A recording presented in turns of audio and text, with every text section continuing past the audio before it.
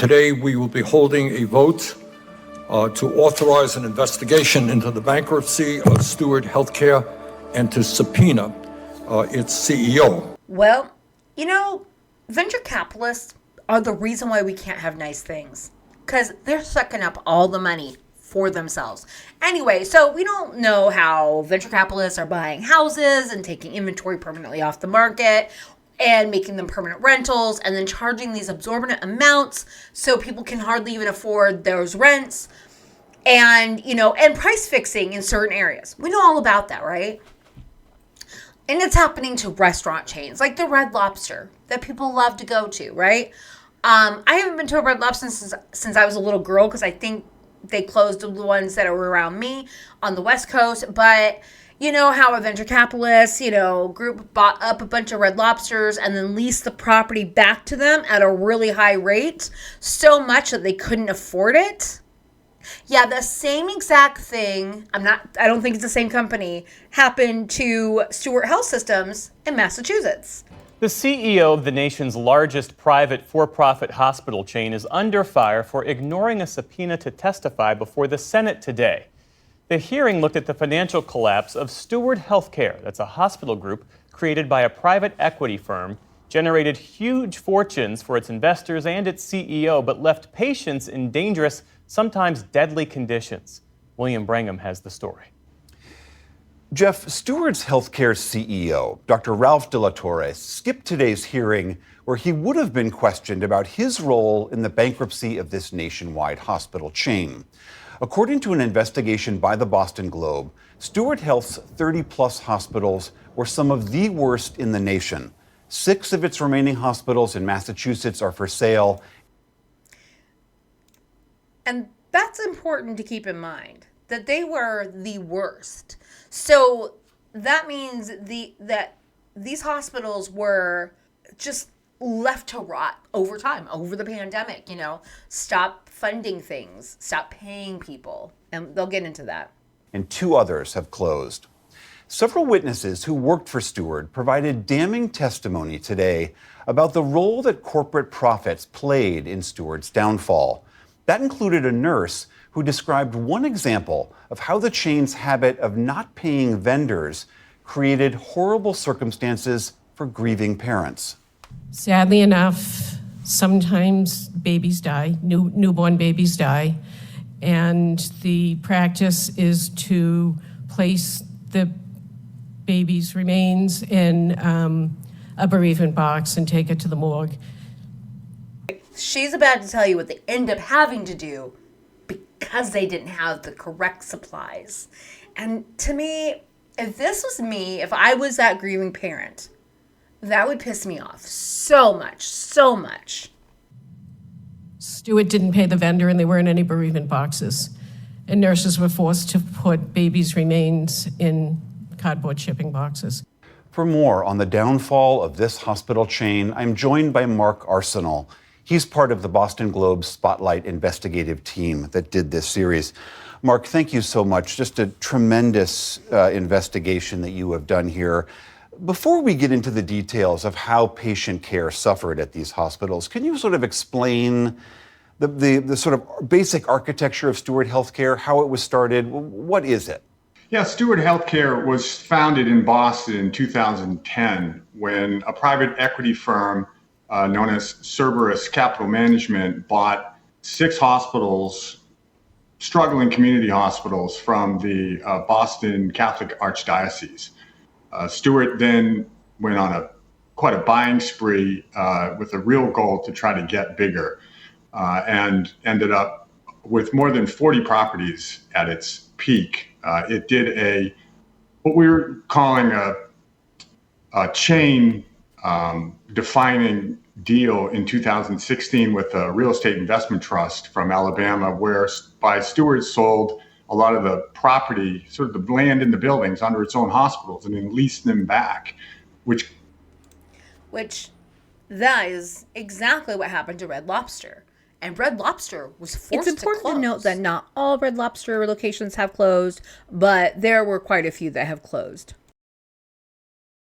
After, I don't know how many years it took, but after trying to operate that way for so long, they had to close. So people lose jobs. There's it's such a much bigger impact to these communities when things like this happen. Generated a bunch of money for Steward, more than $1 billion, most of which went to dividends, not into hospital reinvestment, but also straddled these community hospitals with significant rent and lease payments. Yes. Your investigation details this remarkable duality where investors get incredibly rich, the CEO has got 2 yachts. Hospitals shut down, workers laid off, patients suffer. Dr. Delatorre has been doing extraordinarily well financially. While Steward was busy shutting down hospitals all over America, Dr. Delatorre received a $100 million payday that he used to purchase a $40 million yacht. $15 million custom-made luxury fishing boat, a $62 million private jet, a backup jet worth an estimated $33 million just in case the first jet broke down. Today we are saying enough is enough. While patient care at their hospitals suffer because of incredible stinginess. Can you describe some of what your team calls the human cost of financial neglect? Yeah, absolutely. I mean, I think there were sort of 2 categories where Steward really harmed its hospitals. The one was just the failure to pay for enough staffing. And this is not just nurses, but also doctors and certain specialists. And the other category would be failure to pay for oftentimes routine equipment, supplies, maintenance on machines, and even maintenance on buildings. For example, if you don't have wires for pacemakers, then patients who need that procedure have to have it delayed. If you don't have biopsy needles, as that was one of the shortages that we documented, then certain vital cancer detecting tests are delayed in an area of medicine where early detection is everything. And that to me is crazy. When you are going for cancer screening, and they're like, well, we would love to do a biopsy, but we don't got any biopsy needles. Like, we just don't got any. Like, that's unacceptable. That's unacceptable. It's unacceptable that the hospital was made to be ran like that. The team found 15 cases in which a person died after receiving care in a Steward hospital that did not meet professionally accepted standards due to a lack of staff or a lack of supplies and equipment. One of the most harrowing stories is a story about a man named Gilberto Melendez Brancasio, who was taken to a Steward hospital when he was having a psychiatric break. Can you tell us a little bit about his experience?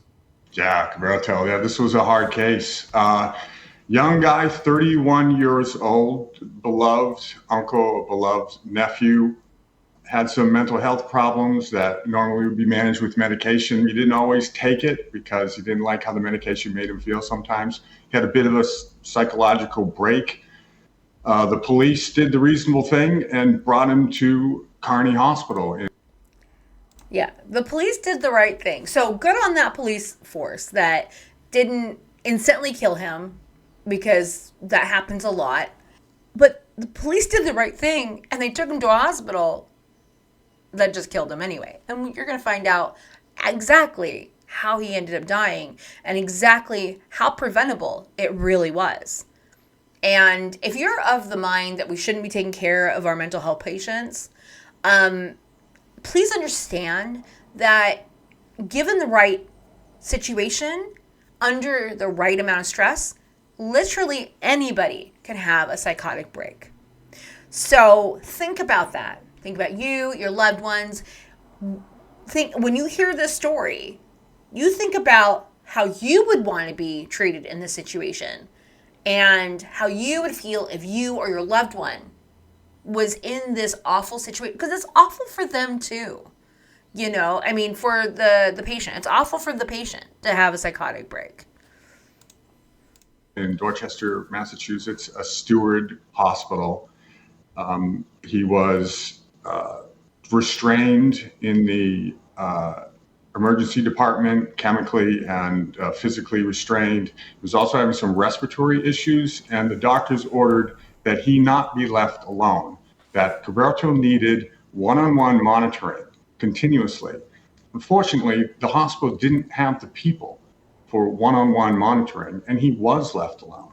So when his heart stopped, there was nobody there to help him. There was nobody there to resuscitate him, nobody there to raise an alarm. And 19 hours after he entered a Steward hospital, they wheeled his body to the morgue. Like, could you imagine that? Being in a hospital, which, for all intents and purposes, should be one of the safest places for your heart to stop, right? Because you're right there. You should be, I mean, why wasn't he hooked up to any kind of equipment? Maybe they didn't have the equipment to be hooked up to. And that's a very real problem. So this poor guy, his heart stops and it just flies under the radar. Legislators have argued that this circumstance ought to make us rethink the role that private equity plays in hospital management. And they've proposed some legislative guardrails. Can you explain sort of what's on the table there? Well, I mean, number one, we heard it today in the Senate hearing where people just asked for just a ban or with certain. I actually think that's the best approach. I do not believe, when it comes to public health, that venture capitalists have any right to be there, because they do not care about who they're serving. They only care about what they get back from it, their reward for their investment. That's it. That is I'm sure the people who work for those companies think that they're great people. However, I'm here to tell you you're not. If you work in venture capitalists and you think you're doing such good things, you're ruining families. You're ruining America. Like, venture capitalists right now, the rich in general, are stripping America for parts. That's what's happening. It's the rich that are screwing us all over. They're getting us to fight with each other. I might be a progressive, which I believe is center-left or left of center. And you might be a Republican. But guess what? Just because you're a Republican, I do not believe that you should have to suffer at the hands of a venture capitalist because you are basically taught not to believe in the fact that they're ruining everything. And it is the rich. They are stripping us for parts. They are a huge reason why the housing market sucks. Not the only reason. COVID played a huge part in that as well. Not being able to build more housing fast enough. Also, it hurts us to not have enough people to actually build those houses. We have lots of places in America where it's declining economically because there's just not enough people that live there. And then we complain about migrants coming in. I don't, but some people do. And make those areas better. And they aren't ruining America. Migrants and immigrants are not hurting America. They're actually helping America in a tremendous way. These venture capitalists, the rich, Amazon, that is what's hurting America overall. That is who is, and also the military-industrial complex, how we do these proxy wars to enrich them, like Blackwater, all those, we are enriching those people, which often the Congress have stock in. Insider trading, anyone, except it doesn't apply to them, because look at Nancy Pelosi, who outperforms the S&P. I don't think anyone in Congress should be able to, or anyone in politics at all, but especially in Congress, should not be able to trade stock, because they are privy to information that the rest of us isn't. We just aren't privy to it. And that makes for a already lopsided dynamic that's already lopsided, but just even more now.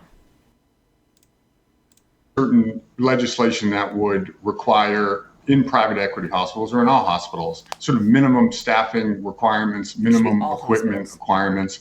Just we heard it today before the Senate committee, nurses just saying that we just can't let other hospital chains like Steward leave nurses and doctors shorthanded or without the tools they need to do the jobs. All right, Mark Arsenal of the Boston Globe, a tremendous piece of reporting. Thank you so much for speaking with us. Right on. Thank you, William. Okay, yeah, this is what I was hoping would come back up. So approximately 460 U.S. hospitals are owned by private equity firms, representing 8% of all private hospitals. I can't tell where this is from because the thumbnail is over. Their up next is over it. But that's really a huge problem in our healthcare system that can happen. I don't think I ever even considered that private equity has been buying up hospitals. I knew they were buying up housing and restaurant chains, but yeah, they're ruining hospitals for people, which has real big impacts on people. We need to be better than this. We do. We need to not allow our politicians to take the side of big business or any business, corporations. We need to, on every state level, get money out of politics. Because I don't think we can go after the federal level until a lot of us do the state level. We need to fix this country, regardless of where you're at on the spectrum. We need ranked choice voting. And we need, which is probably the fairest method, because right now what we have is not a fair system. It is skewed for the right to win. That's why if you're a Democrat, you have to win by like 5 points because of how it's rigged. It's gerrymandered. And now Nebraska, they're trying to go to a take-all state, which they're not. They're one of two. Maine is the other one. And Maine has said if Nebraska goes to take-all, then we're going to go for, like every other state is like, if enough people vote for one, that all the electoral votes go to that one candidate rather than splitting them by precinct. And like Maine is split by precinct. And so is Nebraska. I think they're split in like 3 camps. But anyway, so let me know what you think about this. I just feel bad for everyone that had to deal with that kind of a system and either worked there or lost their job or don't have the ability to get health care now because it's not near them anymore. It's a mess. Anyway, thank you so much for watching. Subscribe.